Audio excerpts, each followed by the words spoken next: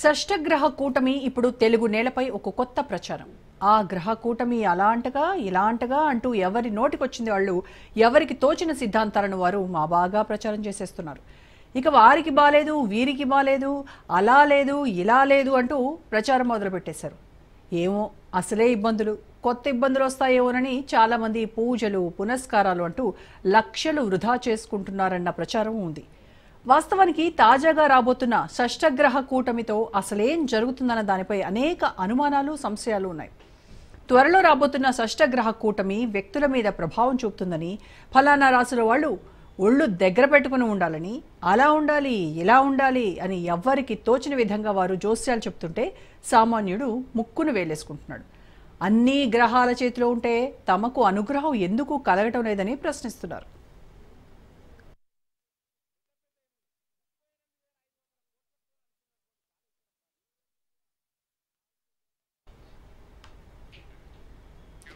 షష్టగ్రహ కూటమి ఈ నెల 29న అంటే ఉగాదికి ఒక్కరోజు ముందు వస్తుంది. షష్టగ్రహ కూటమి ప్రభావం 29కి ముందే అంటే 28 రాత్రి నుంచే ఉంటుందని జ్యోతిష్యులు చెప్తున్నారు. షష్టగ్రహ కూటమి ఒక నిర్దిష్ట రాశిలో 6 గ్రహాలు రావటం వల్ల ఏర్పడుతుంది. రవి, బుధుడు, శుక్రుడు, చంద్రుడు, శని, రాహు షష్టగ్రహ కూటమి మీనరాశిలో ఏర్పడుతుంది.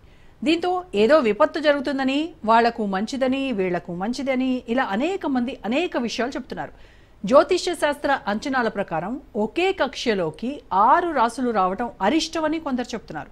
ఒకే కక్షలోకి అన్ని గ్రహాలు రావటంతో సానుకూలత కంటే ప్రతికూలం అధికమని కొందరు చెప్తుంటే ఇవన్నీ నాన్ సెన్స్ అంటున్నారు హేతువాదులు. ఒకే కక్షలోకి 6 గ్రహాలు రావటం సైన్స్ అద్భుతమని, దీనివల్ల ప్రపంచానికి మేలు జరుగుతుందంటున్నారు.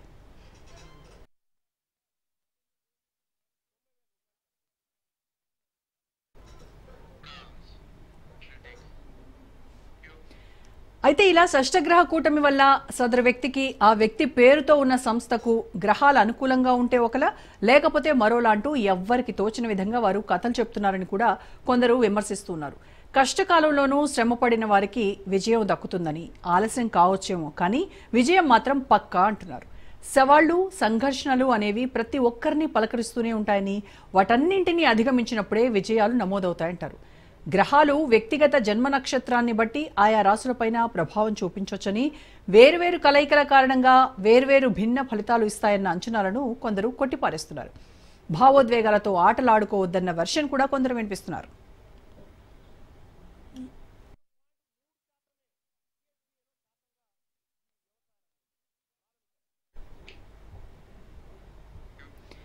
నాడు ఏర్పడ్డ షష్టగ్రహ కూటమి వేరు, నేడు ఏర్పడుతుంది వేరు. ప్రకృతి వైపరీత్యాలు జరిగే అవకాశం ఉంది కానీ ఇంకేదో అవుతుందన్నది ట్రాష్ అంటున్నారు. గురుడు, కుజుడు, కేతువు బయట ఉండటం వల్ల పెద్ద ప్రమాదాలు ఏమీ జరగవంటున్నారు. 3 పాపగ్రహాలు కలిసాయంటున్నారు. శని, రాహువు, రవి పాపగ్రహాలు. 3 గ్రహాల కలయిక ఇబ్బంది పెడుతున్నాయి. వాళ్లతో కలిసి బుధుడు శుభ గ్రహాలతో ఉంటే శుభాలు, అశుభ గ్రహాల్లో ఉంటే అశుభం కలిగిస్తాడు. వృషభంలో గురుడు, మిథునంలో కుజుడు, కన్యారాశిలో కేతువు ఉండటం వల్ల పెద్దగా అరిష్టాలు ఏవీ లేవంటున్నారు. శుక్రుడు, చంద్రుడు శుభగ్రహాలుగా భావిస్తారు. అయితే రాజకీయ సంఘటనలు, సాంస్కృతిక మార్పులు వంటి సామాజిక ధోరణులపై గ్రహాల ప్రభావం ఉంటుందంటే కొంత నమ్మొచ్చని, వ్యక్తులపై ప్రభావం అస్సలంటే అస్సలే ఉండదంటున్నారు. ఉదాహరణకు అనుకూలమైన గ్రహాల అమరికతో ఆ రాశుల వారందరి జీవితాలు బాగుపడవని కూడా కుండబద్దలు కొడుతున్నారు. అలాగని ప్రతికూలత ఉన్నవారికి వచ్చే నష్టం కూడా ఏమీ లేదంటున్నారు. రైట్, మార్చి 29న రాబోతున్నటువంటి షష్టగ్రహ కూటమి అసలు ఏం జరగబోతోంది? 6 గ్రహాలు కలవడం వల్ల నిజంగానే అరిష్టం రాబోతోందా? దీనిపైనే మనం మాట్లాడదాము. ఇప్పుడే జాయిన్ అయ్యారు శంకరమంచి శివ గారు, ప్రముఖ జ్యోతిష్యులు, అలాగే సాంబశివరావు గారు, మానవ వికాస వేదిక అధ్యక్షులు. నమస్కారం అండి ఇద్దరికి. నమస్కారం. ముందుగా శంకరమంచి శివ గారితో మాట్లాడదాం. శివ గారు, అసలు 29వ తారీఖున జరగబోయేటువంటి ఈ షష్టగ్రహ కూటమి ఏదైతే ఉందో అది 6 గ్రహాలు కలవడం వల్ల రకరకాల ఏర్పడబోతున్నాయి, వాటి వల్ల కొంత అరిష్టం జరగబోతోంది అనేటువంటి ప్రచారం మాత్రం చాలా బాగా జరుగుతూ ఉంది. సో 6 గ్రహాలు ఒకటే కక్షలోకి రావడం వల్ల ఎలాంటి పరిణామాలు చోటు చేసుకుంటాయంటారు? ఏ నక్షత్రం, ఏ రాశుల వాళ్ళపై ఈ ప్రభావం ఎక్కువగా ఉంటుందంటారు? అసలు ఏంటి ఈ కక్షలోకి రావడం వల్ల అరిష్టమా నిజంగా? ముందుగా రాజ్ న్యూస్ వారికి నమస్కారం అండి. అలాగే సభలో ఉన్న వారి పెద్దలందరికీ నమస్కారం. ఇక్కడ ప్రధానంగా ఈ షష్టగ్రహ కూటమి మీనరాశిలో 29వ తారీఖు మార్చి 2025 రాత్రి 9:38 నుండి 30 మార్చి 2025 సాయంత్రం 4:34 వరకు ఉంటుంది.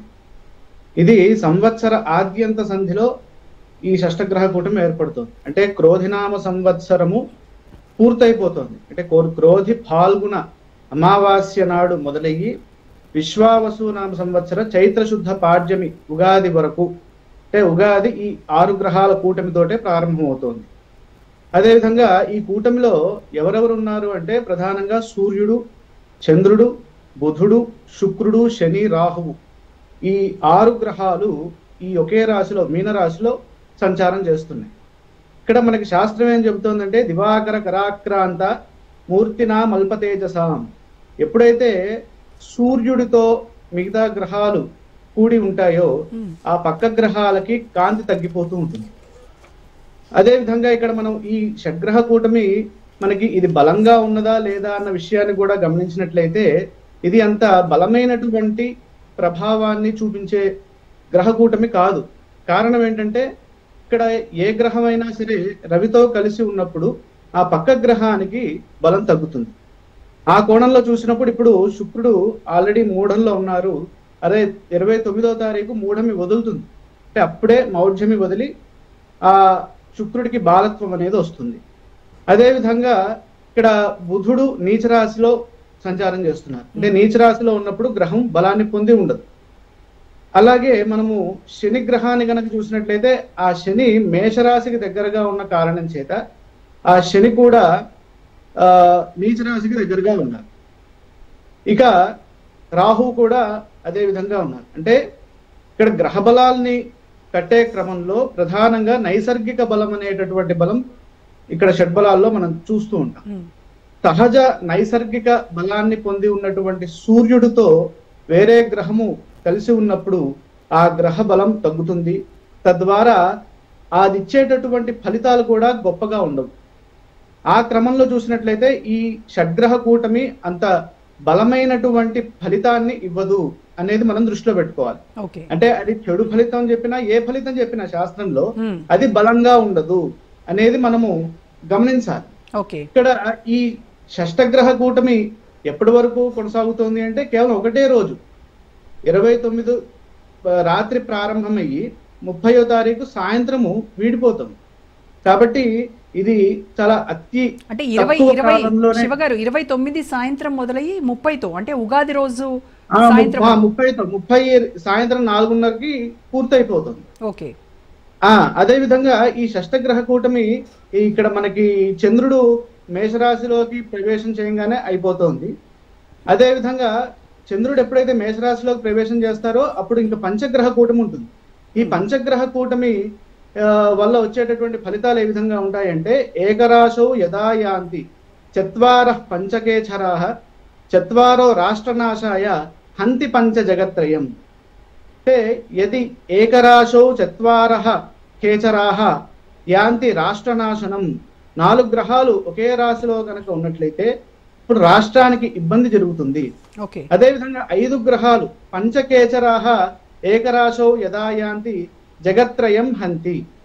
అంటే 5 గ్రహాలు ఒకే రాశిలో ఉన్న సమయంలో అది చాలా ఇబ్బందినిస్తుంది అనేది మనకి శాస్త్రం తెలియజేస్తుంది. అదేవిధంగా ఈ షడ్గ్రహ కూటమి యొక్క ఫలితం ఏ విధంగా ఉంటుందంటే యదా షడ్గ్రహాః సంయాంతి ఏకరాశౌ నిసర్గతః రోగపీడాది దుర్భిక్షం జలవృష్టే రసంశయః రసంయమః నృపానాం మిత్రభేదశ్చ యుద్ధంచ భవేద్ధ్రువం. అంటే ఎప్పుడైతే ఈ 6 గ్రహాలు ఒకే రాశిలో కలిసి సంచారం చేస్తున్నాయో దాని యొక్క ఫలితము నృపానాం మిత్రభేదశ్చ. అంటే రాజుల మధ్యలో మిత్రభావన పోయి వారి ఇరువురి మధ్యలో ఎక్కువగా కలహాలు జరుగుతూ ఉంటాయి. అదేవిధంగా యుద్ధ భయము అనేది వస్తుంది అనేది దీని యొక్క సారాంశం. అలాగే ఈ పంచగ్రహ కూటమి ఎప్పటి వరకు ఉంటుంది? ఏప్రిల్ 14 వరకు ఈ పంచగ్రహ కూటమి ఉండబోతుంది. అంటే సూర్యుడు మేషరాశిలోకి ప్రవేశం చేయగానే ఈ పంచగ్రహ కూటమి పరిసమాప్తం అవుతుంది. సో ఇప్పుడు చంద్రుడు మేషరాశిలోకి వెళ్ళటంతో మిగిలిన పంచగ్రహాలు ఏవైతే ఉన్నాయో వాటి కూటమి ఏప్రిల్ 14 వరకు వాటి ప్రభావం ఉంటుందంటారు. ఆ తర్వాత మళ్ళీ సూర్యుడు మేషరాశిలోకి వెళ్ళడంతో మళ్ళీ 4 గ్రహాలు మిగులుతాయి. మరి 4 గ్రహాలు మిగులుతాయి. వాటి ప్రభావం ఎలా ఉంటుంది? మంచిది కాదు, షడ్గ్రహ కూటమి మంచిది కాదు.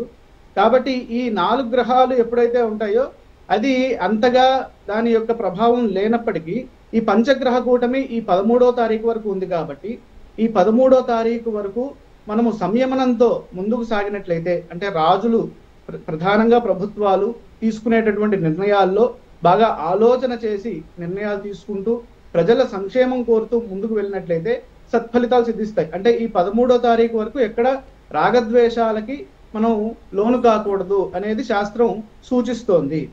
అదే విధంగా ఇక్కడ విశ్వావసునామ సంవత్సరంలో గురుగ్రహము 3 రాసులు మారుతోంది ఒకే కాలంలో.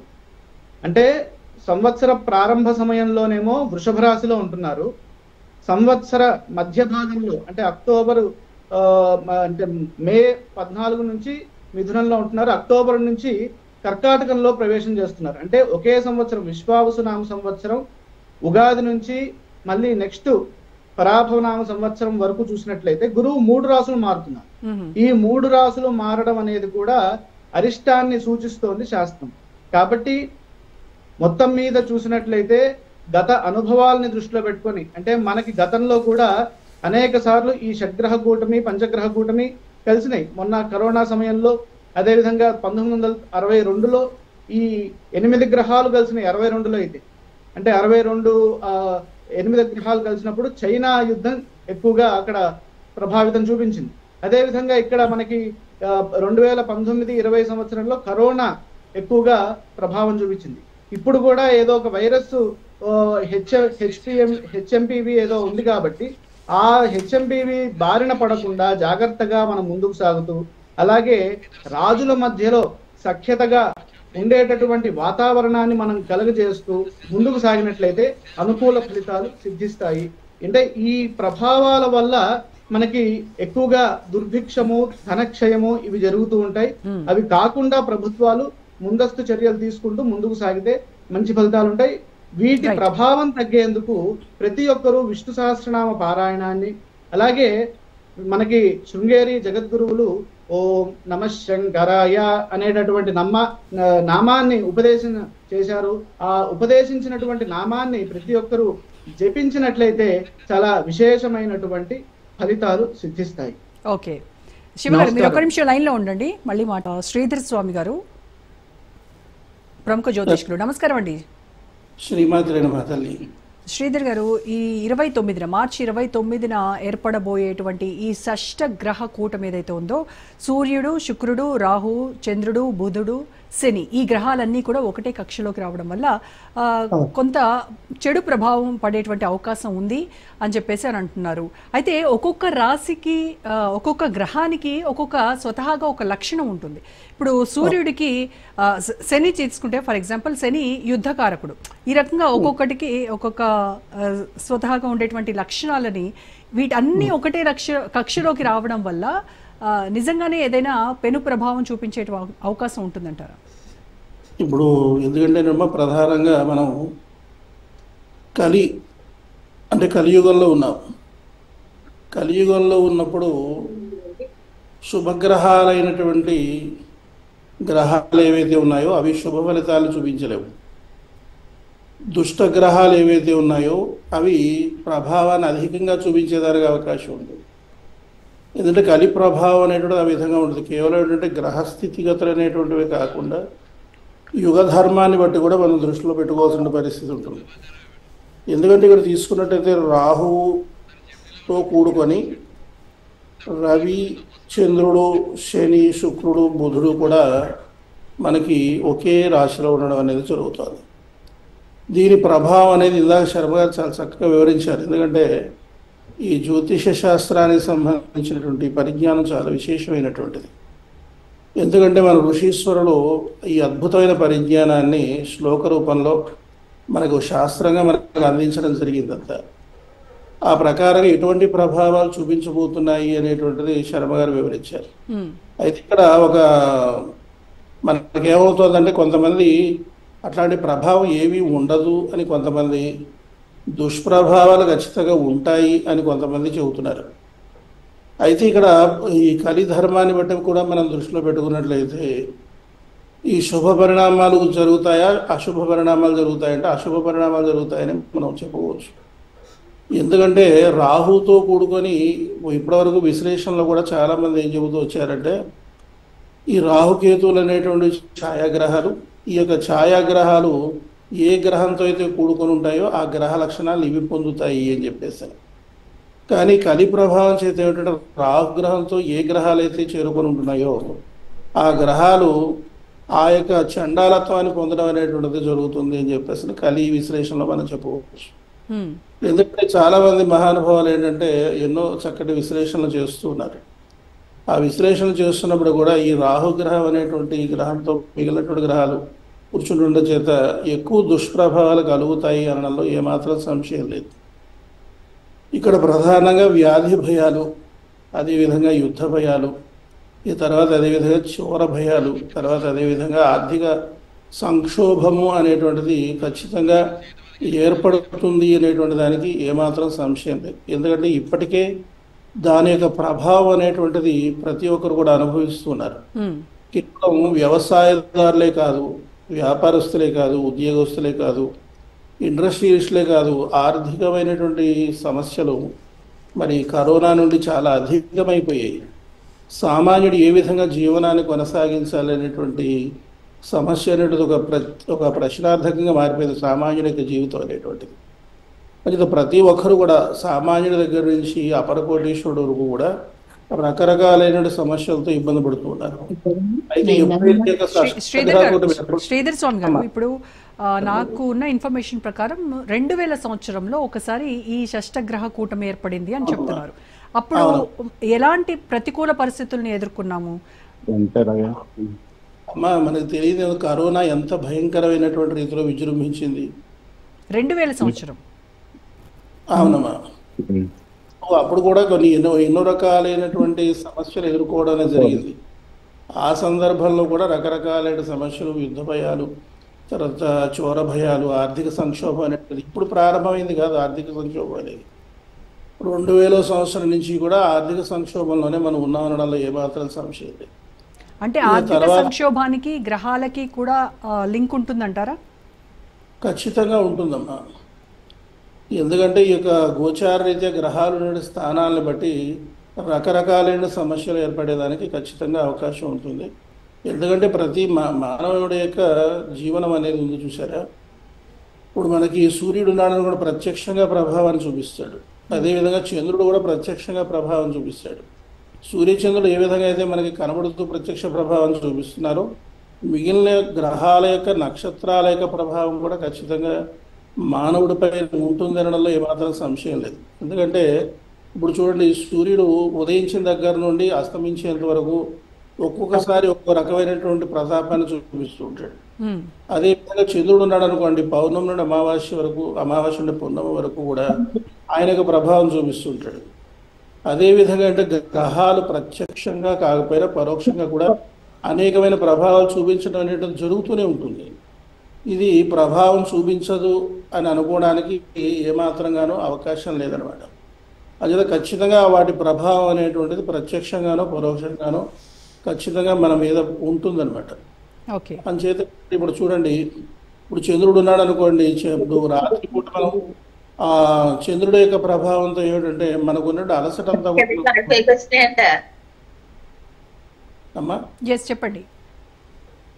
చంద్రుడి యొక్క ప్రభావం ఎట్లా ఉంటుంది? ఎందుకంటే రాత్రిపూట చూడండి, మనం ఎంత శ్రమ పడినా, ఎంత కష్టపడినా, ఎన్ని రకాలైనటువంటి మానసికమైన శారీరకమైనటువంటి ఇబ్బందులు పడినా ఎప్పుడైతే చంద్రకిరణం పడుతుందో మానసిక ప్రశాంతత వచ్చేస్తుంది. అదేవిధంగా ఒక చక్కటి అలసటంతా కూడా పోతుంది, నూతనమైనటువంటి ఉత్సాహం అనేటువంటిది కలుగుతుంది. అది చంద్రుడి యొక్క ప్రభావం. అలాగే సూర్యుడు అన్ని సందర్భాలను కూడా ఆరోగ్య ప్రదాత కాదు. సూర్యోదయం దగ్గర నుండి 7 గంటల వరకు సూర్యనారాయణమూర్తి ఆరోగ్య ప్రదాత. 7 గంటల దగ్గర నుండి ఆయన ప్రతాపం చాలా తీవ్రంగా ఉంటుంది. ఆ సమయంలో ఆరోగ్యాన్ని కూడా ఆయన మరలా సాయంత్రం 4 గంటల దగ్గర నుంచి సూర్యాస్తమయం వరకు కూడా ఆయన ఆరోగ్యప్రదాతగా ఉంటున్నాడు. అంటే చూడండి, అన్ని సమయాల్లోనూ కూడా శుభ ఫలితాలు ఇవ్వట్లేదు ఆయన. అంచేత ఆ యొక్క సమయాన్ని బట్టి కూడా ఆ యొక్క ప్రభావం అనేటువంటిది స్వామి ఏ విధంగా చూపిస్తున్నాడు, తిథిని బట్టి చంద్రుడు ఏ విధంగా ప్రభావం చూపిస్తున్నాడు, ఆ యొక్క గ్రహ నక్షత్రాలు అనేటువంటివి ఆ ప్రభావం అనేటువంటిది ఖచ్చితంగా మన మీద చూపించడం అనేది జరుగుతుంది. ఆ స్థానాన్ని బట్టి ఆ యొక్క ప్రభావం ఉంటుంది. ఉత్తరాయణంలో ఒక రకంగా సూర్యుడి యొక్క ప్రభావం ఉంటుంది, దక్షిణాయనంలో ఒక విధంగా ఉంటుంది. అలా కాలాన్ని బట్టి సూర్య ప్రభావం ఏ విధంగా మారుతుందో గ్రహ ప్రభావం అనేటువంటిది కూడా మార్పు అనేటువంటిది ఖచ్చితంగా ఉంటుంది. ఓకే శ్రీధర్ గారు, మళ్ళీ మాటలికాస వేదిక అధ్యక్షులు సాంబశివరావు గారితో మాట్లాడదాం. సాంబశివరావు గారు, 29న ఏర్పడబోయేటువంటి ఈ షష్టగ్రహ కూటమిని సైంటిస్టులు అలాగే హేతువాదులు ఎలా చూస్తున్నారు? అంటే ఇప్పటివరకు కొంతమంది సైంటిస్టులతో మాట్లాడినప్పుడు వాళ్ళు ఇది ఆకాశంలో జరిగేటువంటి ఒక వింత, ఒక అద్భుతము, ఇది ఖచ్చితంగా అందరూ చూసి తీరాల్సిందే, ఇవన్నీ కూడా న్యాచురల్గా జరిగేటువంటి ప్రాసెస్, ఇది ఖగోళంలో ఒక అద్భుతం జరగబోతోంది అని మీరందరూ చెప్తూ ఉన్నటువంటి పరిస్థితి. బట్ ఇక్కడ చూస్తే ఈ గ్రహాలు 6 గ్రహాలు ఏవైతే ఉన్నాయో అవన్నీ ఒకటే కక్షలోకి రావడం వల్ల ఆ గ్రహాల ప్రభావం ఏదైతే ఉందో అది ఖచ్చితంగా మానవులపై పడుతుంది అనేది జ్యోతిష్యులు చెప్తున్నటువంటి మాట. జ్యోతిష్యులు చెప్తున్నారు, రకరకాలుగా చెప్తున్నారు. ఒక జ్యోతిష్యుడు చెప్పినట్టు ఇంకొకరు చెప్పట్లేదు. ఇంతకు ముందే మాట్లాడిన మన శంకర్ మంచి శివ గారు రవిని కూడా అశుభ గ్రహంగా ఆయన చెప్పారు, వీరేమో శుభగ్రహంగా చెప్పారు. కాబట్టి గ్రహాల గురించి, గ్రహ స్థానాల గురించి, గ్రహ గమనాల గురించి ఒకరు చెప్పినట్టుగా ఇంకొకరు చెప్పరు. ఎందుకంటే ఎవరి జ్యోతిష్యం వాళ్ళకు ఉంటుంది, ఎవరి శాస్త్రం వాళ్ళకు ఉంటుంది. జ్యోతిష్యానికి కానీ ఆ అభిప్రాయాలన్నీ కూడా ఖగోళ శాస్త్రంలో జరిగేటువంటి మార్పుల పైన కదా ఆధారపడి ఉండాలి. అదేనండి, నేను అదే చెప్పబోతున్నాను. జ్యోతిష్యానికి ఒక ప్రామాణిక గ్రంథం ఏది చెప్పమని మేము చాలాసార్లు అడిగాం, ఎవరు దానికి చెప్పలేదు. ఒక్కొక్కరు ఒక్కొక్కటి చెప్తున్నారు. సరే, అందువల్ల ఏంటంటే ఎవరి లెక్కలు వాళ్ళకు ఉన్నాయి. ఇక్కడ ప్రస్తుతం మనకి షష్టగ్రహ కూటమి అనేటువంటిది, దాని ప్రభావం ఏమిటి అనేటువంటిది ఇప్పుడు మన చర్చనీయాంశంగా పెట్టుకున్నాం కనుక మా ఉద్దేశంలో అయితే, అంటే నేను ఒక సైంటిఫిక్ యాటిట్యూడ్తో ఉన్నటువంటి వ్యక్తిగా మాట్లాడుతున్నాను. మా హేతువాదులు కానీ లేకుంటే శాస్త్రవేత్తలు కానీ శాస్త్రీయ అంటే సైన్స్ను నమ్మేటువంటి వ్యక్తులు ఎవరైనా సరే, ఇది ఇట్లాంటివి ప్రకృతిలో విశ్వంలో కామన్ గా జరిగేటువంటివి. వాటి ప్రభావం ఏది భూమి మీద ఉండదు. భూమి మీద ముఖ్యంగా ప్రకృతి మీద, మనుషుల మీద ఉండదు. ఇప్పుడు సార్ ఇందాక చెప్పారు, శ్రీధర స్వామి గారు చెప్పారు, సూర్యుడు చంద్రుడు వాటి ప్రభావాలు ఎట్లా ఉంటాయో గ్రహాల మీద కూడా, గ్రహాల ప్రభావం కూడా అలా ఉంటుందన్నారు. కానీ మనం ఇప్పుడు గుర్తించాల్సింది ఏంటంటే సూర్యుడు చంద్రుడు వాళ్ళ యొక్క దూరాలను బట్టి, భూమికి ఉన్నటువంటి దూరాలను బట్టి వాళ్ళ వెలుగును ప్రసరింపజేస్తున్నారు. ముఖ్యంగా సూర్యుడు అనేటువంటి వాడు ఒక తేజస్వరూపం కాబట్టి ఆయనకున్నంత అక్కడ నిరంతరం జ్వలించేటువంటి అగ్ని జ్వాలల కారణంగా ఆ వేడి భూమిని తాకుతోంది. దానికి ఉన్న దూరాన్ని బట్టి. అదే మనం విశ్వంలో ఇంకా కొంత దూరానికి వెళితే ఆ వేడి అంతగా ఉండదు, చాలా తగ్గిపోతూ ఉంటుంది. ఉదాహరణకి నెప్ట్యూన్ గ్రహాలు ఏవైతే ఉన్నాయో అక్కడ ఇంత వేడి ఉండదు వెళ్తే. అట్లాగే మార్స్ దగ్గరికి వెళ్ళారు, మార్స్ దగ్గరికి వెళ్తే ఇంత వేడి ఉండదు. వాటికి చంద్రుడు దగ్గరగా ఉన్నాడు మనకి, ఒక 2.5 లక్షల కిలోమీటర్ల దూరంలో ఉన్నాడు. అందువల్లనే మాటికి వెళ్ళి రాగలుగుతున్నాం మనం అక్కడికి. అది జ్యోతిష్యం ప్రకారం చూసినప్పుడు వాళ్ళు ఒక గ్రహం కింద ఆ రోజుల్లో లెక్క వేయచ్చు, కానీ దానికి గ్రహ లక్షణాలు లేవు, ఉపగ్రహం అది. కాబట్టి భూమికి చంద్రుడికి ఉన్న దూరాన్ని బట్టి సూర్యుని యొక్క కాంతిని ప్రతిఫలింపజేయటం వల్ల మనకి ఆ చంద్రుడి కాంతి చల్లగా ఉండటం, తెల్లగా ఉండటం ఇవన్నీ జరుగుతున్నాయి. అదే సూర్యుడి కాంతి భగభగ మండుతూ ఉండటం వల్ల హీలియంతో హైడ్రోజన్తో అక్కడ వాయువులు మండటం వల్ల మనకి ఆ వేడి వస్తూ ఉంది. ఈ చంద్రుడి మీద ఆ వేడి లేదు, ఎందుకంటే అది మండేది కాదు, స్వయం ప్రకాశకం కాదు. అది సూర్యుడు స్వయం ప్రకాశకం అయినట్టుగా ఇది కాదు. ఎందుకంటే స్వయం ప్రకాశకాలు నక్షత్రాలు మాత్రమే ఈ విశ్వంలో, మిగిలినవేవి స్వయంగా ప్రకాశించే శక్తి కలిగినవి కావు. కాబట్టి ఈ గ్రహాలు ఏవైతే వారు చెప్తున్నారో, వారు చెప్పేటువంటి నవగ్రహాల లెక్కే తప్పు. ఆ గ్రహాలు ఏవైతే చెప్తున్నారో ఆ గ్రహాలకి వేటికి ఏ ఒక్కదానికి కూడా స్వయం ప్రకాశక శక్తి లేదు. అవి వాటికి గ్రావిటేషనల్ పవర్ ఉంటే, అంటే భూమి ఆకర్షణ శక్తి లాగా వాటికి కూడా ఒక ఆకర్షణ శక్తి ఉంటే చాలా పరిమితమైనటువంటి దూరం వరకే దాని ఆకర్షణ శక్తి ఉంటుంది. గ్రహం అక్కడి నుంచి ఇక్కడికి వచ్చేటువంటి వాటి ప్రభావం ఏమాత్రం ఉండదు. కనీసం రేడియేషన్ లాంటి పవర్ కూడా వాటికి ఉండదు. అయితే ఇలాంటివి ఒక 2-3 కంటే ఎక్కువ గ్రహాలు కనుక ఒకటే అలైన్మెంట్ లోకి వస్తే దాన్ని స్టెలియం అంటారు అని మనం సైన్స్ లో చదువుకున్నాం. అది కాదు, ఇక్కడ అలైన్మెంట్ కాదండి. వారు ఏమంటున్నారంటే మీన రాశిలోకి ప్రవేశిస్తున్నాయి. మీన రాశిలోకి ప్రవేశించటం అంటే మీన రాశి అనేటువంటి ఒకటి ఆకాశంలో వాళ్ళు గుర్తించారు. నిజానికి ఆకాశంలో మనకు కనిపించేటువంటి నక్షత్ర రాశులు ఏవైతే ఉన్నాయో మనం అక్కడికి వెళితే అలా ఉండవాలి.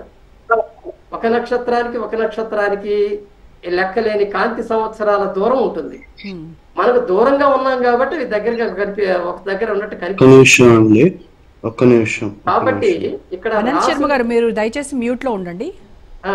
రాసులని మనం గణించడం అనేటువంటిదే, అంటే రాశి యొక్క లక్షణాలు గురించి చెప్పటంలోనే ఇక్కడ జ్యోతిష్యం పొరపాటు పడింది. జ్యోతిషపరమైన విషయాన్ని చర్చించడానికి వారి జ్యోతిషం యందు పరిజ్ఞానం ఉన్న వ్యక్తి కానప్పుడు విమర్శనాత్మకంగా మిమ్మల్ని ఆటంకపరచడం కోసం కాదండి, నేను రాజ్ న్యూస్ వాళ్ళు ఎవరైతే పిలిచారో మమ్మల్ని మాట్లాడడానికి వాళ్ళకి చెబుతున్నాను, మిమ్మల్ని ఆటంకపరచడం కోసం కాదు. అనంత్ శర్మ గారు చెప్పండి.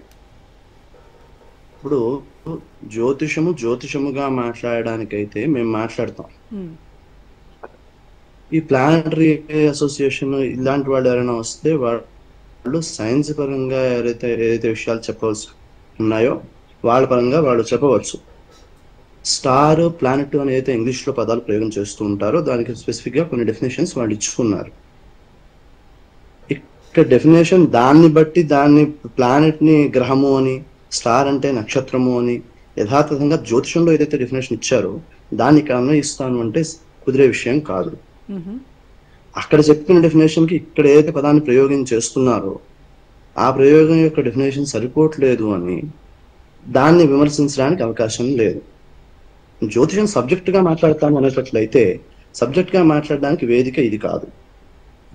వారు ఏమైనా చెప్పదలుచుకున్నట్లయితే నేను మీకు ప్రత్యేకంగా రాజ్ న్యూస్ వాళ్ళకి చెబుతున్నాను, అవతల వ్యక్తిని ఎవరినైతే మనం ఆహ్వానించామో అతిథిగా వారిని విమర్శించడం కోసం ఆహ్వానించలేదు. నేను వారిని విమర్శించడం తప్పు, వారు నన్ను విమర్శించడం తప్పు. ఏ సబ్జెక్ట్ అయితే మేము గౌరవిస్తున్నారో దాన్ని విమర్శించడం కూడా సరికాదు, సమంజసం కాదు. ఇప్పుడు సాంబశివరావు గారు ఆయన వర్షన్ చెప్తున్నారు, సైన్స్ పరంగా ఆయన ఏం చెప్పాలదలుచుకున్నారో అది చెప్తున్నారు. వారు సైన్స్ పరంగా చెప్తే నేను వింటాను, నేను కూడా నేర్చుకుంటానండి. కానీ జ్యోతిషపరమైన విమర్శను నేను ఆహ్వానించలేను. నేను ఆయన సైన్స్ పరంగా చెప్తే నేను కూడా నేర్చుకుంటాను. ఎందుకంటే సైన్స్ దాని ఈ సబ్జెక్ట్ నేను సైన్స్ గా నేర్చుకోలేదు, జ్యోతిషం అనేది ఒక విశేషంగా నేర్చుకున్నాను. కాబట్టి నేను జ్యోతిషంగా డెఫినేషన్స్ మాట్లాడేటప్పుడు నేను మాట్లాడతాను. ఆయన సైన్స్ పరంగా మాట్లాడేటట్లయితే నేను కూడా నేర్చుకుంటాను, ఆయన విమర్శించను. ఆయన చదువుకోని సబ్జెక్ట్, ఆయనకి డెఫినేషన్స్ విషయంలో సైన్స్ లో ఇచ్చిన డెఫినేషన్ గురించి వారు మాట్లాడగలరు, నేను వారిని గౌరవిస్తాను, వారి విద్యను గౌరవిస్తాను, నేను వారిని విమర్శించను. కాబట్టి వారు సైన్స్ పరంగా ఇప్పుడు ఉన్నదాన్ని వారు ఎలా పరిశీలిస్తున్నారో, ఎలా అర్థం చేసుకుంటున్నారో దాన్ని సమాజానికి ఒక జ్ఞానంగా అందించడంలో నేను ఏమాత్రం అభ్యంతరం చెప్పేదేమీ లేదు, హర్షిస్తాను దాన్ని. కానీ జ్యోతిషపరమైన విమర్శను మాత్రం నేను ఆహ్వానించలేను, అది సభాముఖంగా చెబుతున్నాను ముందుగానే. మీరు ఆన్సర్ చెప్పాల్సి ఉంటుంది వారు చెప్పిన దానికి. మమ్మల్ని ఇప్పుడు జ్యోతిష్యుల్ని పిలిచారు, నన్ను పిలిచారు. నేను అందుకే చెప్పాను కదా, ఎవరి వర్షన్ వాళ్ళు చెప్పండి, ప్రజలు ఎవరికి కావాల్సింది వాళ్ళు తీసుకుంటారు. ఇప్పుడు చర్చ అన్నప్పుడు చర్చలో ఎవరి వాదనలు వాళ్ళు వినిపిస్తూ ఉంటారు. ఎగ్జాక్ట్లీ. వినిపిస్తున్నప్పుడు జ్యోతిష్యమే నేను మాట్లాడాలంటే నేను ఎలా మాట్లాడతాను? నా వాదన నేను వినిపిస్తుంటాను. మీ సైన్స్ మీరు చెప్పండి సార్. ప్రతినిధిగా నన్ను పిలిచారు మీరు. మీరు చెప్పదలుచుకుంది మీరు చెప్పండి. జ్యోతిష్యం మీద మరి వాళ్ళు చెప్పేది నాన్ సెన్స్ అయినప్పుడు అది నేను నాన్ సెన్స్ అని చెప్పక తప్ప. సాంబశివరావు గారు అగౌరవమైన పదాలు ప్రయోగం వద్దు. అగౌరవం కాదు. మీరు సాంబశివరావు గారు మీరు చదువుకోలేదు, మీరు సబ్జెక్ట్ గా చదువుకోలేదు. నేను వచ్చి మీకు ఇప్పుడు ఆపరేషన్ చేస్తానంటే మీరు చేయించుకోరండి, ఎందుకంటే నేను చదువుకోలేదు డాక్టర్, నాకు సర్టిఫికెట్ లేదు. మీరు జ్యోతిషం చదువుకోనప్పుడు నాకు తెలియదు, మీరు జ్యోతిషాన్ని నాకు విమర్శిస్తానంటే దాన్ని ఆహ్వానించలేను. నేను ఈ విషయంలో మీరు మాట్లాడతాను అంటే ఈ జ్యోతిషం విషయంలో మీరు ఒక్క వాక్యం మాట్లాడతా అన్నా దానికి తగిన అర్హతను మీరు ముందుగానే పొంది ఉన్నారు అని అకాడమిక్ గా మీరు ఏదైనా సర్టిఫికేట్ నాకు ప్రూఫ్ చూపించండి. లేదా ఫలానా గురువు దగ్గర నేర్చుకున్నాను నేను అని చెప్పి జ్యోతిషం నేర్చుకున్నానని చెప్పండి, మీ మాట నేను వింటాను. మీరు జ్యోతిషం నేర్చుకోకుండా నాన్ సెన్స్ ప్రయోగం చేయడానికి కూడా మీకు అధికారం లేదు. నేను జ్యోతిష్యం గురించి అధ్యయనం చేసిన తర్వాతనే నేను ఈ మాటలు మాట్లాడుతున్నానండి. లేదండి, జ్యోతిషం గురించి అధ్యయనం చేసినప్పుడు ఫ్లోక్ గా మాట్లాడేద్దామని నేను అనుకోవట్లా. Okay, right. ఎవరి దగ్గర నేర్చుకున్నారు? ఎవరి దగ్గర నేర్చుకున్నారు జ్యోతిషాన్ని? కర్ణాటక రాష్ట్రంలో ఏఎస్ నటరాజ్ గారు తెలుసా మీకు? 8,000 మందికి జాతక చక్రాలు రాసినటువంటి జ్యోతిష్ శాస్త్రవేత్త. ఆయన బెంగళూరులో ఉంటాడు, ఇప్పటికే ఉన్నాడు. ఆయన దగ్గర నేను మొత్తం జ్యోతిష్యం అంతా విన్నాను, తెలుసుకున్నాను. ఆయన రాసిన బుక్స్ ఉన్నాయి. మీ అంత పెద్ద గురువు గారి దగ్గర నేర్చుకుని కూడా మరి మీకు జ్యోతిష్య శాస్త్రం పైన నమ్మకం కలగలేదా సాంబశివరావు గారు? చూడండి, నేను ఆయన గురించి చెప్పాలంటే 8,000 పైగా ఆయన జాతక చక్రాలు రాసి జ్యోతిష్యం చెప్పి అనేక మంది రాజకీయ నాయకులకి ఆయన జ్యోతిష్యం చెప్పి ఈవేళ ఆయన హేతువాదిగా మారాడు. ఎందుకు మారాడు అది ఆయన అడగాలి. ఈవేళ ₹1 కోటి ఛాలెంజ్ విసురుతున్నాడు. ఎవరైనా సరే జ్యోతిష్యాన్ని నిరూపిస్తే నేను ₹1 కోటి ఇస్తానని. ఏమండి, దాని అతని అడ్రస్ కావాలన్నా నేను ఇస్తాను, మీరు వెళ్ళి కలుసుకొని మాట్లాడచ్చు. ఆల్రెడీ బెంగళూరులో ఉన్నటువంటి జ్యోతిష్ శాస్త్రవేత్తలందరూ ఎవరు కూడా ఆయన దగ్గరికి రాలేకపోయారు. అది ఆయన ఎలాంటి వాడో అక్కడ వాళ్ళకి తెలుసు కాబట్టి. అందువల్ల నేనేం చెప్తున్నానంటే ఏదో గుడ్డి రాయి వేసిన ఆయన వేసిన ప్రశ్న తెలుసుకున్న తర్వాత ఆయన వేసిన ప్రశ్న ఏమిటో నాకు తెలియదు. జ్యోతిషం యొక్క పరిధి అర్థం చేసుకుని మాట్లాడేటట్లయితే ఎటువంటి ప్రశ్న వేయాలి అనే అవగాహనతో మాట్లాడతారు. కాబట్టి ఇప్పుడు నేను వారిని విమర్శించడం తగదు, ఆయన వేసిన ప్రశ్న ఏమిటో నాకు తెలియకుండా. కానీ అవి ఏవి ఎలా ఉన్నప్పటికీ జ్యోతిషాన్ని విమర్శించడానికి ఈ కార్యక్రమం మనకి వేదికగా అందించలేదు అని విశ్వసిస్తున్నాను రాజ్ న్యూస్ వాళ్ళు. కాబట్టి మీరు మీ సబ్జెక్ట్ గా ఎవరి సబ్జెక్ట్ ఎవరి వాదన వాళ్ళు దయచేసి చెప్పండి. జ్యోతిష్యాన్ని విమర్శనాత్మకంగా ఒక పదం కూడా నేను వినదలుచుకోలేదు. తల్లి ఈ మాత్రమే వినండమ్మా. ఇప్పుడు ఇందులో ఏం లేదు తల్లి. ఇప్పుడు చాలా ప్రధానమైనది ఏమిటంటే ఇప్పుడు షష్టగ్రహ కూటమి యొక్క ప్రభావం ఏ విధంగా ఉండబోతోంది, ఏ గ్రహాలు ఏ రాశులు ఎవరిపైన ఎక్కువగా ప్రభావం చూపిస్తాయి అనేది మన టాపిక్. మాట్లాడగలరా అండి జ్యోతిషపరంగా? అనంత్ ఒక్క నిమిషం, శ్రీధర్ స్వామి గారు, అనంత్ శర్మ గారిని ఈ సబ్జెక్ట్ మాట్లాడిద్దాం. అనంత్ గారు, సాంబశివరావు గారు ఆ సబ్జెక్ట్ మాట్లాడగలరా అండి? మీ సబ్జెక్ట్ అయినా అది ఏది? విమర్శించమంటే చాలా మంది వచ్చి విమర్శిస్తారు, అందులో సందేహం లేదు. ఎవరి సొంత వాదనలు వాళ్ళకి. దయచేసి మీరు ఈ షష్టగ్రహ కూటమి ఏ గ్రహాలు మాట్లాడతానండి, దాని గురించి సబ్జెక్ట్ మాట్లాడడానికే వచ్చాను. కానీ జ్యోతిషపరమైన విషయంలో విమర్శని నేను ఆహ్వానించను, స్వీకరించను. ఆ సబ్జెక్టు పరంగా విమర్శనాత్మకంగా ఏమైనా మాట్లాడదలుచుకుంటే వారిని వేరే వేదిక పెట్టుకుని మాట్లాడుకోమనొచ్చు, మాకు అభ్యంతరం లేదు. ఇది దానికి వేదిక కాదు. ఒకటి, ఇక్కడ మీరు పిలిచిన వేదిక కూడా సబ్జెక్ట్ జ్యోతిషపరంగా ఏమంటోంది అని చెప్పడం కోసం పిలిచారు. ఒకవేళ జ్యోతిషపరంగా వారు మాట్లాడలేకపోతే వారికి మరి వేదిక కాదనే చెప్పవలసి వస్తుంది. సరే, ఇక్కడ గ్రహాల విషయంలో సబ్జెక్టు వరకు మాట్లాడేటట్లయితే నేను అవసరం లేదు. ఇక్కడ ఒక నిమిషం సాంబశివరావు గారు సంయమనం పాటించండి. అనంత్ గారు అలా కాదండి, ఒక నిమిషం. జ్యోతిష్య పరంగా మాత్రమే మేము మాట్లాడతాము. దానికి విమర్శ గానీ ఏదన్నా వస్తే మేము ఇది వేదిక కాదనుకుంటాము, దీనిలో చర్చించము, ఆ అంశాన్ని మేము చర్చించము. కాబట్టి ఇది ఏ వేదిక మీరు తెలియజేయండి అని అంటున్నాను నేను. వాళ్ళు అట్లా అంటున్నారు కదా. వారికి ముందు మనం సమాధానం చెప్పవచ్చండి. అనంత్ గారు మాట్లాడండి. అనంత్ శర్మ గారు మాట్లాడండి. చెప్పండి. సో ఇక్కడ అంటే ఈ విమర్శ విషయంలో అయితే వేదిక కాదు అనే విషయం మీరు స్పష్టంగా చెబితే గనక నేను ఫర్దర్ గా ఏం మాట్లాడాలి అనే విషయం నేను మాట్లాడగలుగుతాను. మీరు దయచేసి ఈ ప్రభావం గురించి మాట్లాడండి. నేను మాట్లాడతాను, కానీ వారు సైన్స్ పరంగా సైంటిస్టులు కానీ వీళ్ళు ఏమనుకుంటున్నారు అనేది నేను సాంబశివరావు గారిని అడుగుతాను తర్వాత. మీరు చెప్పండి. అది మీరు అడిగిన సైన్స్ పరంగా ఉన్నంత వరకే చెప్పాలి తప్ప జ్యోతిషం మీద ఏమిటి విమర్శ అనే మాట మాత్రం రావడానికి ఇది అది చెప్పండి. అంగీకరించిన విషయం. యా నేను సరే ఇప్పుడు ప్రస్తుతం గ్రహస్థితుల విషయంలో అన్ని గ్రహాలు అన్ని రాశుల్లోనూ తిరుగుతూ ఉంటాయి. రాసులకు ఆయా పేర్లు ఇవ్వడము అనే విషయంలో ప్రత్యేకించి ఈ రూపం ఉందని వాటి యొక్క ప్రభావాన్ని గుర్తించినప్పుడు రాసులకి ఒక పరిధిని ఇచ్చారు. అంటే మొత్తం ఏదైతే చుట్టూ ఉన్న మన భూమి చుట్టూ మనకి ఏదైతే పరిధి కనిపిస్తోందో ఆ పరిధిని కొన్ని భాగాలుగా కొన్ని గుర్తుల్ని ఆధారం చేసుకుని రాసులుగా విభజన చేసుకుని ఆయా పరిధికి మనకి ప్రభావం కనిపించే సమయంలో ఆయా పరిధుల్లోకి ఈ గ్రహాలు వచ్చినప్పుడు, అంటే పరిధి మనం కల్పించుకున్నదే, ఆ గ్రహాలు అక్కడికి వచ్చినప్పుడు ఆ ప్రభావాల్లో మార్పులు ఏమొస్తున్నాయి అనే దాన్ని గుర్తిస్తాం.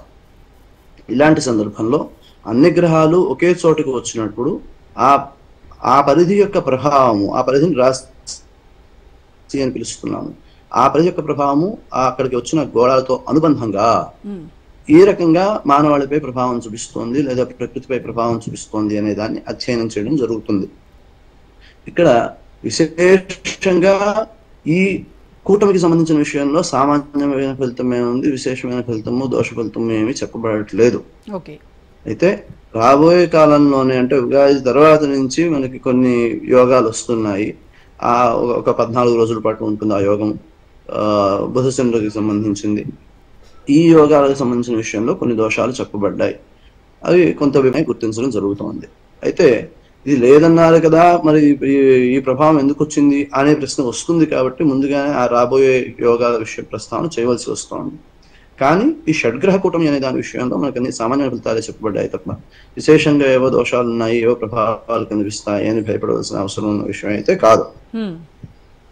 కానీ ఈ రాబోయే సమయంలోనే మనకి ఆ మార్పు కనిపిస్తూ ఉన్నందువలన ఆ గ్రహయోగాలు ఈ శని యొక్క ప్రభావం చేతను అలాగే బుధుడి యొక్క ప్రభావం చేతను మూడవ స్థానంలో రాష్ట్ర రాజకీయాల్లో ఏవో పెను మార్పులు జరగబోతున్నాయి, ప్రజల్లో నుంచి కొంత వ్యతిరేకత వ్యక్తమయ్యేటువంటి ఛాన్సెస్ మెండుగా ఉన్నాయి అని కూడా కొంతమంది జ్యోతిష్యులు చెప్తున్నటువంటి పరిస్థితి నిజమంటారు. అవి ఏమవుతుందంటేనండి, ఇక్కడ రాష్ట్రము ఉన్నప్పుడు ప్రధానమైన ప్రభావం చెప్పేటప్పుడు దేశాన్ని ఎవరైతే పాలిస్తున్నారో, అక్కడ దేశము అంటే అర్థం ఒక ప్రదేశము అని అర్థం. అది రాష్ట్రం కావచ్చు, దేశం కావచ్చు, గ్రామం కావచ్చు. ఎవరి యొక్క ప్రభావము ఈ ప్రదేశాలపైన ఉన్నది, ఏ వ్యక్తి నిర్ణయాలు తీసుకుంటున్నారు, ఏ వ్యక్తి పాలిస్తున్నారు అనే దాన్ని బట్టి ప్రభావాన్ని గురించిన ప్రస్తావన కనిపిస్తూ ఉంటుంది. అలా ప్రస్తావన వచ్చేటప్పుడు మనము దేశ రాజకీయాల్లో మార్పులు వస్తున్నాయి అంటే ఆ వ్యక్తుల యొక్క వ్యక్తిగత జాతకాలపైన చూపించే ప్రభావం వలన మేజర్గా వాళ్ళు తీసుకునే డెసిషన్స్ లో వచ్చే మార్పుని మనం గుర్తించడానికి అవకాశం ఉంది. అయితే అది వాళ్ళ వ్యక్తిగత జాతకాలను బట్టి చెప్పేది. అలా వ్యక్తిగత జాతకాలు ఏవైతే చెప్పాల్సి ఉంటుందో అవి బహిరంగంగా మాట్లాడే విషయం కాదు. ఇది మొదటి ప్రోగ్రామ్ కాదు నేను మాట్లాడుతుంది ఈ విషయం. వెళ్ళిన ప్రతి ప్రోగ్రాంలోనూ ఎవరైనా ఇలా సామూహికమైన విషయాల గురించి మాట్లాడమని అన్నప్పుడు నేను ఈ విషయం చెబుతూ ఉన్నాను. వ్యక్తిగతమైన జాతకాలు, ఒక వ్యక్తికి సంబంధించిన జాతకాన్ని నలుగురిలో నుంచి మాట్లాడటం అనేది జ్యోతిష శాస్త్రానికి విరుద్ధమైన విషయం. ఇలా మాట్లాడమే సగం మనకి విమర్శలకు కూడా కారణం అవుతూ ఉంటుంది. కాబట్టి ఒక వ్యక్తి జీవితంలో కనిపించే ఘటనల్ని సామూహికంగా అందరికీ అప్లై చేసేయడము, లేకపోతే ఒక రాశికి సంబంధించిన గోచార ఫలితాలు అన్ని రాశుల వాళ్ళకి దేశం అంతటికీ అప్లై చేసేయడము, ఇది సరి అయిన విధానం. కొంతమంది కన్సెంట్ లేకుండా వాళ్ళ వ్యక్తిగత జాతకాలని కూడా పబ్లిక్ లో పెట్టేస్తున్నారు కొంతమంది. అది శాస్త్ర విరుద్ధం అండి. దీని విషయంలో నేను ఇంతకుముందు చాలా సందర్భాల్లో విమర్శించడం జరిగింది. వ్యక్తిగతంగా మేము ఫలితాలు చెప్పేస్తాము, వీళ్ళు రాజకీయాల్లోకి వచ్చేస్తారు లాంటి మాటలు మాట్లాడిన వాళ్ళతో కూడా ప్రత్యక్షంగా కూడా నేను మాట్లాడడం జరిగింది. ఇది మీడియా మిత్రుల్లో చాలా మంది నాకు అన్ని ఛానల్స్లోనూ నేను చాలా వరకు ప్రోగ్రాంలు ఇచ్చాను. అందరి దగ్గర నేను ప్రస్తావన చేయడం జరిగింది. అందరికీ నేను పరిచయం ఉన్నాను ఆ విషయంలో.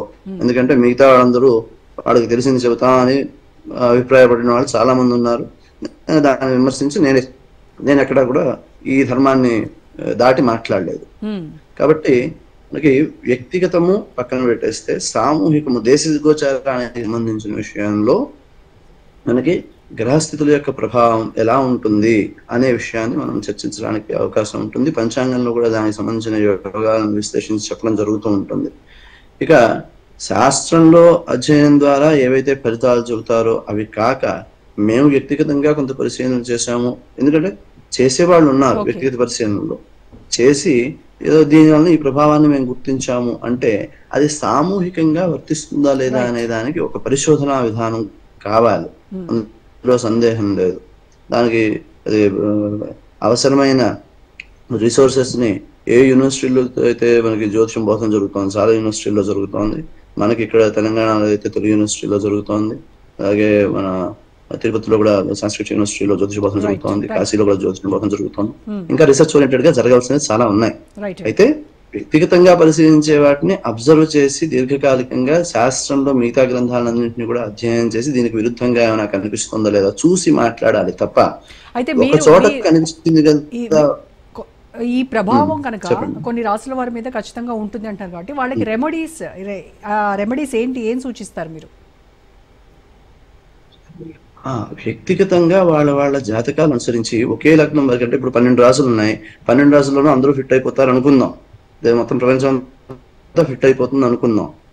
ఈ రాసుల వాళ్ళకి చాలా ప్రమాదం లేకపోతే ఏదో యాక్సిడెంట్లు అయిపోతాయి అంటే ఒక రాశి కేటగిరీకి సంబంధించిన అన్ని రాసులు అందరు వ్యక్తులకి అన్ని దేశాల్లోనూ లేకపోతే భారతదేశంలో మాత్రమే ఒక రాశి వాళ్ళందరూ ఒకేసారి పోవాలి, యాక్సిడెంట్ అయిపోతారంటే అందరికీ అవట్లా వాళ్ళ వ్యక్తిగత జాతకాల యొక్క ప్రభావం కూడా ఉంటుంది. కాబట్టి అలా ప్రత్యక్షంగా మాట్లాడి చెప్పే విషయం కాదు, సామాన్యమైన విషయం కాదు జ్యోతిషం.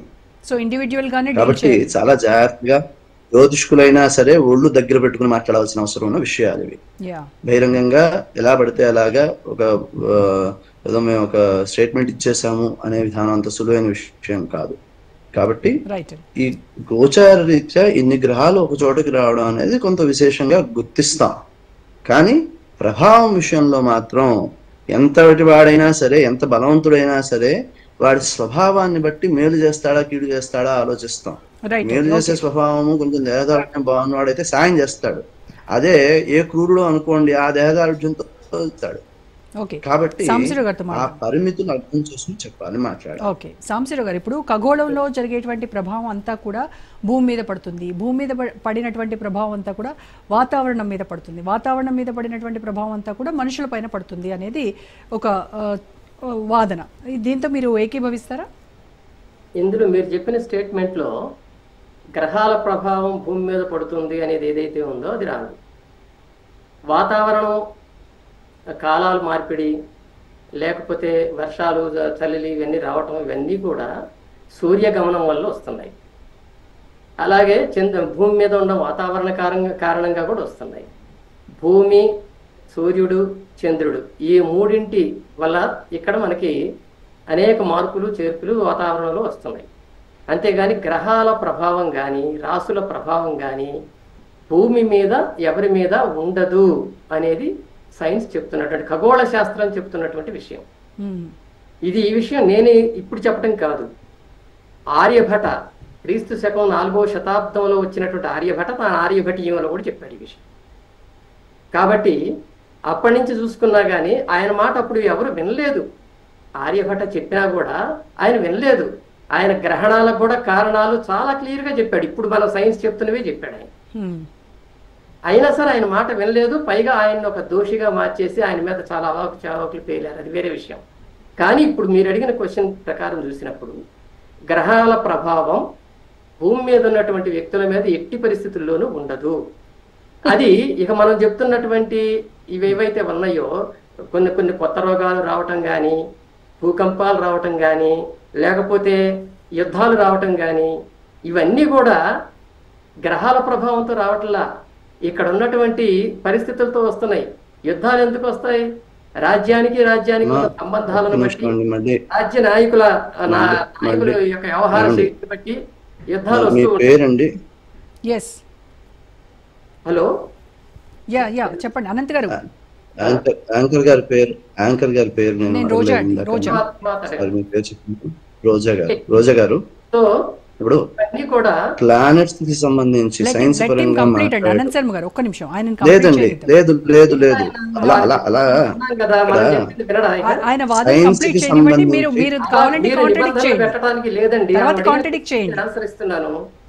మీరు ఎందుకు complete నిబంధనలు చేయండి. పెడుతున్నారు మధ్య మధ్యలో? కాంట్రడిక్ట్ చేయడం కాదండి అసలు. కాంట్రడిక్షన్ కాదు. కాంట్రడిక్ట్ చేయడం ఆయన దాకా అసలు అడిగారు, వెళ్ళక్కర్లేదు. ఉంటదా అని అడిగారు. ఉండదు అని చెప్తున్నాను నేను.